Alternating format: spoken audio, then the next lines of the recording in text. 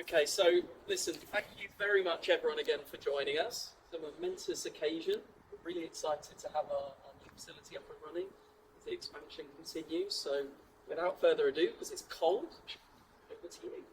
Well, thank you for having me. I'm Jake Richards, for those who don't know me, I'm the local MP. I've only been the MP for a few months, so I've never cut a ribbon before, so I'm absolutely honoured and a bit nervous to try and do it. But I'll give it a go. Look, really excited to be here. I won't speak for long because it's cold, but I know how much you guys have been working to get this facility open. It's really exciting. It's great for the area.